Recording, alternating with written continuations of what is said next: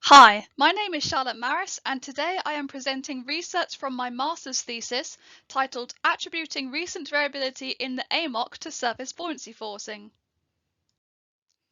The process of surface buoyancy forcing in the subpolar North Atlantic plays an important role in determining variability in the AMOC, and so for my master's project I aimed to reconstruct the surface force overturning circulation, or SFOC, in the subpolar North Atlantic from 1980 to 2020, and thus quantify the role that surface buoyancy forcing is playing in driving AMOC variability. I achieved this by using monthly surface flux data from the GODAS reanalysis to estimate the annual surface force to water mass transformation rate in latitude density space, the maximum of which is equivalent to the strength of the SFOC.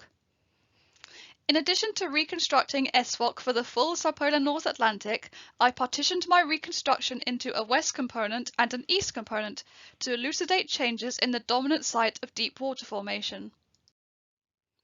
My SFOC reconstruction for the full subpolar North Atlantic shows evidence of both interannual and multidecadal variability, with generally stronger overturning during the mid-1980s and early 1990s, and weakened overturning through the early 2000s, with signs of a possible recovery to a stronger phase in the past 5 years.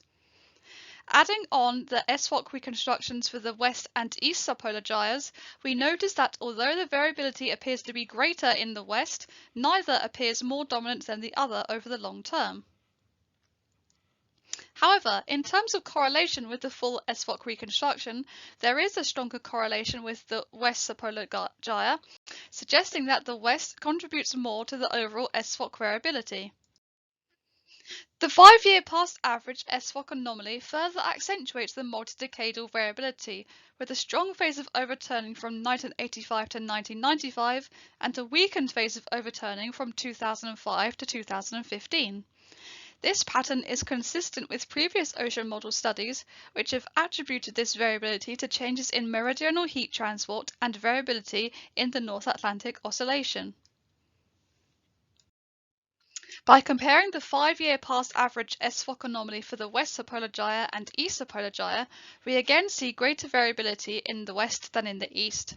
It is also evident that the west and east are not in sync. Focusing on the past decade in particular, we observed that the west subpolar gyre was predominantly in a weakened phase of overturning, whilst the east subpolar gyre was in a strong phase. This is interesting as the east subpolar gyre is often viewed as the dominant site of deep water formation, which, although true for more recent years, has not always been the case in the past.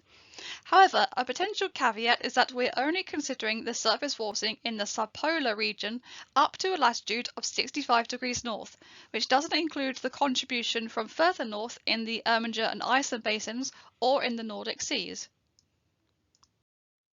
Finally, I have plotted the surface force stream function for the full subpolar North Atlantic so we can identify where in latitude density space the maximum surface forcing is occurring and how this varies each year. I have marked on the density ranges corresponding approximately to Labrador seawater and subpolar mode water. As the movie cycles through each year, we observe that the majority of years show maximum transformation occurring at high densities in the range of Labrador seawater and at latitudes of 48 to 56 degrees north, with a limited variability happening north of 60 degrees north.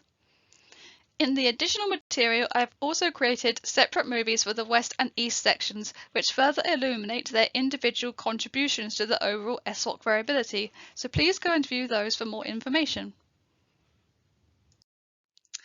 In conclusion, the reconstruction of the surface-forced overturning circulation for 1980 to 2020 elucidates interannual to multidecadal variability, with strong overturning in the mid-1980s and early 90s and weakened overturning during the early 2000s. There is greater long-term variability seen in the SFOC reconstruction for the west subpolar gyre than for the east. The contribution from the west subpolar gyre to full SFOC variability in the long term is more substantial than that of the east, suggesting that the dominance seen in the east subpolar gyre observed recently post-2014 is transient. By plotting the surface force stream function in latitude density space reveals that maximum surface force overturning typically occurs at high densities in the range of Labrador seawater and at latitudes of 48 to 56 degrees north. If you would like to see the stream function movies for the east and west subpolar gyres, please go and view those in the additional material. Thank you very much for watching, and please get in touch if you have any questions or comments.